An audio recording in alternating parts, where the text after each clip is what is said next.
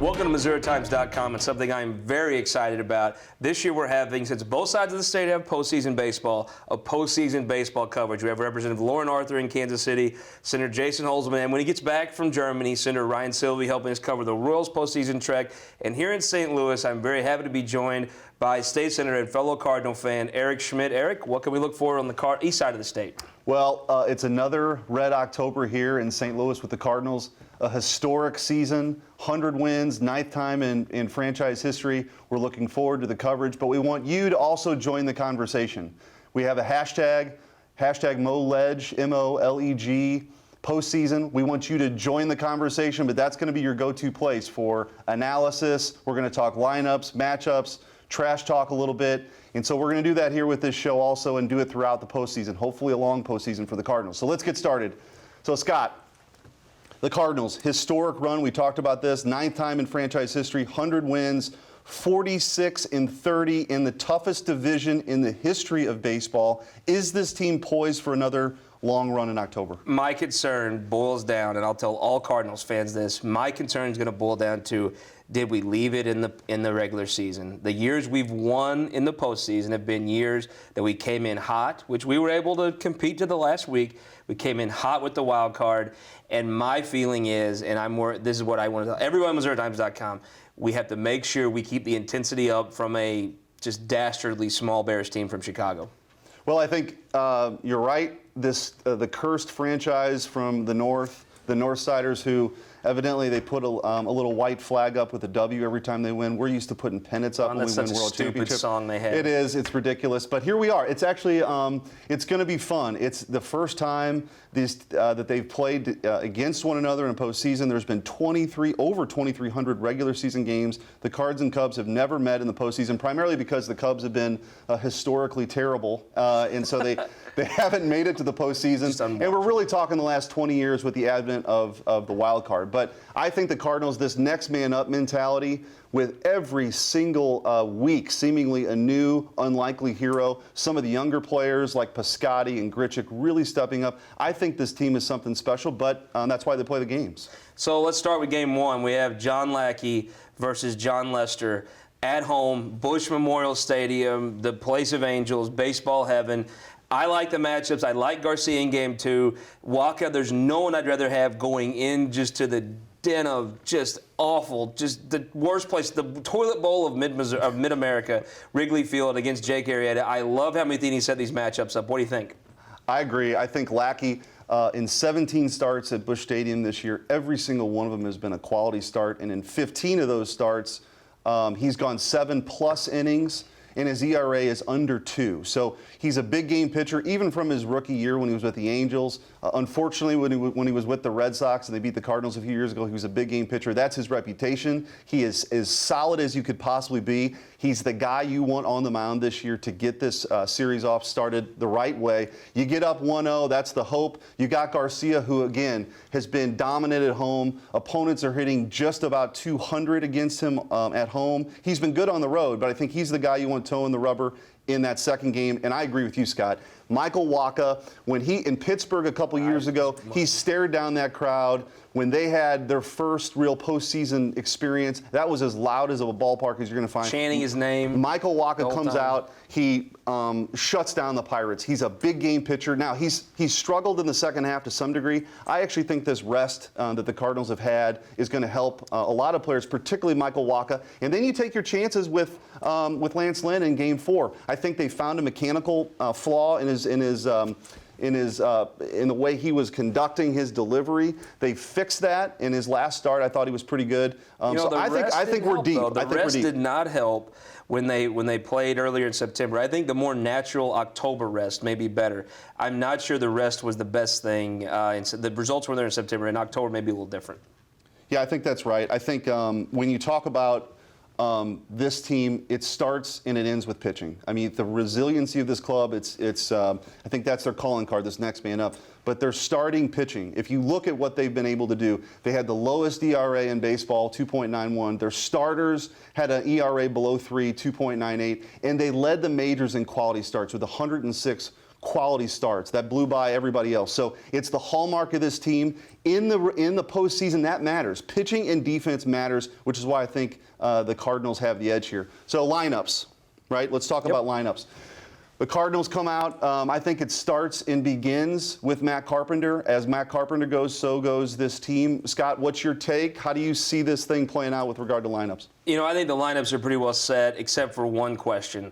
Is there any work by Matheny to not make sure John Jay is in that lineup? To me, John Jay's out of that lineup, but Stephen Piscotty's in that lineup. I am concerned they may try to bench Piscotty.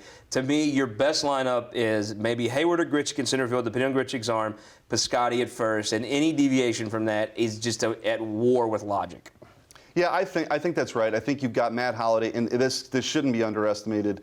Holliday back in that lineup is such a presence. Even if he's not 100%, having Matt Holliday in the middle of that order just solidifies that lineup. He's flanked then by Hayward. He's flanked by Peralta. Let's not forget about Johnny Peralta. It's a motivational thing for the team, too, I believe. And you've got Randall Grichuk, who has some serious, the guy's strength, his bat speed are off the charts. He's a guy you want in that lineup. He's probably your right fielder.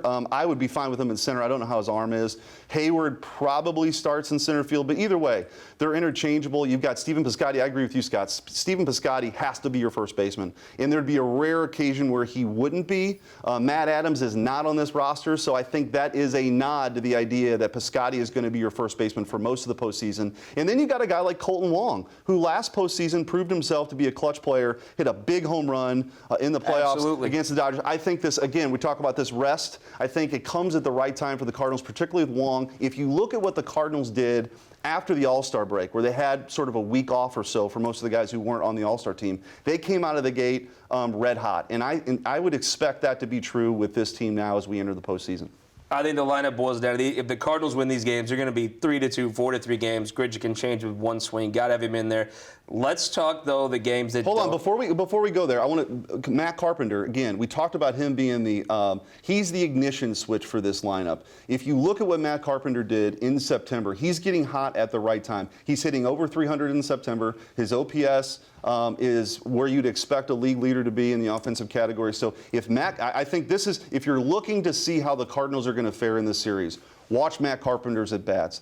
He has tough at-bats. We're all familiar with the tough at-bats he had against Kershaw, like 12, 13, 14 pitch at-bats. He gives the other players in that lineup. Best two-strike hitter in baseball. Absolutely. He gives the other players in that lineup a good look at the starter. And it also matters. By the time you get to that third time through the order, you've seen a lot of the pitchers' pitches, their best pitches. Even when you're playing a guy like Arrieta, if you look, even when they were playing the Pirates, you get to that 6th, 7th inning when that pitcher's getting the third time through a lineup, you've gotten a look. Matt Carpenter gives you a look. He gives you pop. He also gives you, the kind of leadership you want at the top of the order. Speaking of leadership lacking, let's talk a little bit about the Cubs. We just cannot do this show without a little bit of a taste of the epic failure of the Cubs.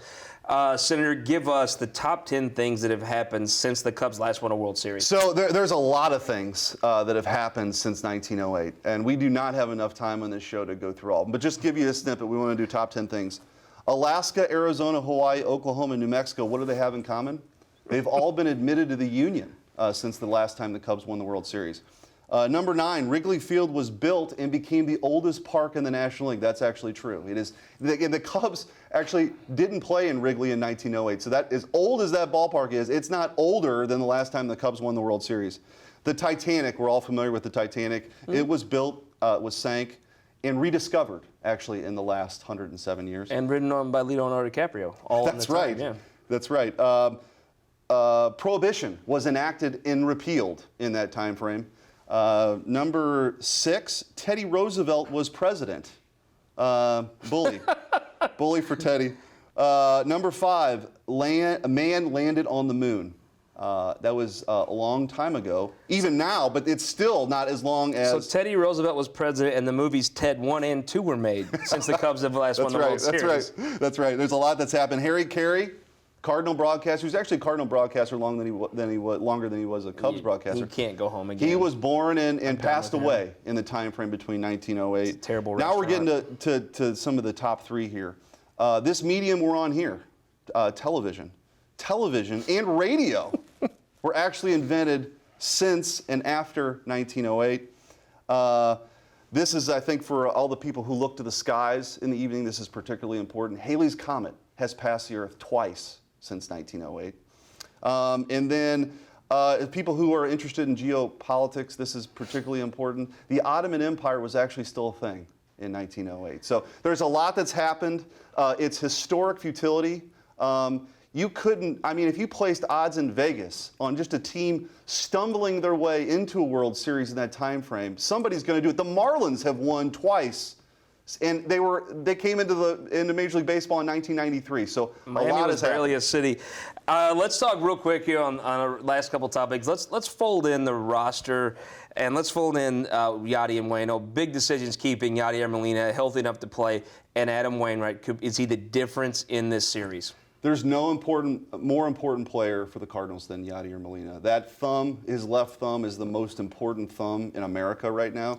And so that's and I will say that's a tough injury for a catcher because he's receiving the ball 150 times a game, maybe more. Money on Yadier Molina, even in a thumb war right now. I put money on Yadier Molina. Molina is, and look, the one commonality here between that 06 team, the 11 team, and all the runs they've had in between is Yadier Molina. Yep. He is the face of the franchise. He's a leader. There are so many things that he does for those pitchers that we don't even see. He's picking things up. He's seeing when maybe a player's out in front on a pitch. He's calling a good game. He's an offensive threat. He's what makes this team go. You mentioned Adam Wainwright.